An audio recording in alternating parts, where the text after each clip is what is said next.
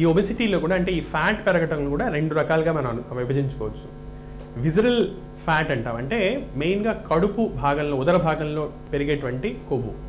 This is most dangerous. అంటే కొంతమందికి కాళ్ళు లావుగా ఉంటాయి, వాళ్ళకంత ఇబ్బంది ఉండదు. కొంతమంది సన్నగా ఉంటారు కానీ కడుపు మాత్రం పెద్దగా ఉంటుంది, అంటే ఇక్కడ కొవ్వు భాగం అనేది ఎక్కువగా ఉంటుంది ఉదర భాగంలో.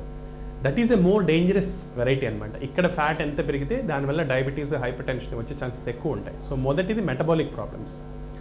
రెండవది స్థూలకాయం వల్ల వచ్చే ప్రాబ్లమ్స్లో గుండెకి సంబంధించిన జబ్బులు, అంటే బీపీ రావటము, హార్ట్ అటాక్స్ రావటము, హార్ట్ ఫంక్షనింగ్ డయాస్టాలిక్ డిస్ఫంక్షన్ అనేది రావటము, ఇలాంటివి జరుగుతాయి.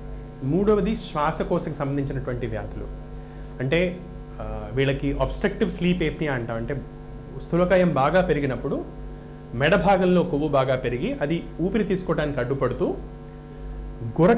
మొదట్లో బాగా గురక రావటం, అది బాగా ముదిరిందంటే నిద్ర మాటిమాటికి లేస్తూ ఉండటం, దీనివల్ల నిద్ర డిస్టర్బ్ అవ్వటం, పొద్దునంతా పడుకోవటం, రాత్రంతా మేలుకొని ఉండటం, దానివల్ల హార్ట్ మీద సెకండరీ ఎఫెక్ట్ పడటం, అబ్స్ట్రక్టివ్ స్లీప్ ఎప్నియా సిండ్రోమ్ అంటారు. This is the next major problem. Third set of problems joints, అంటే ఎముకలు తొందరగా అరిగిపోవటం, నడుం నొప్పి, లో బ్యాక్ ఏక్ చాలా కామన్గా వచ్చే ప్రాబ్లమ్స్. డిస్క్ అనేది అరిగిపోవటము, తర్వాత కీళ్ళు ఎముకల మధ్యలో ఉన్నటువంటి కార్టిలేజ్ అరిగిపోవటం, ఆస్టియోఆర్థరైటిస్ అంటారు, ఇలాంటి ప్రాబ్లమ్స్ రావటము. గౌట్ లాంటి ప్రాబ్లమ్స్ రావటము, అంటే కొంతమందిలో యూరిక్ యాసిడ్ అనేది పెరిగి దానివల్ల గౌట్ రావటము, ఇలాంటివన్నీ వస్తుంటాయి. కొంతమందికి సెక్షువల్ డిస్ఫంక్షను, ఎక్సెస్ వెయిట్ వల్ల ఇలాంటి ప్రాబ్లమ్స్ రావటము.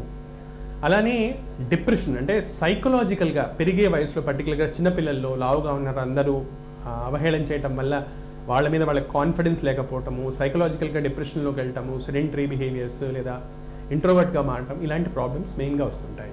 బరువును తగ్గించుకునేందుకు మనలో చాలా మంది ఒక పూట తిండి మానేస్తూ ఉంటారు.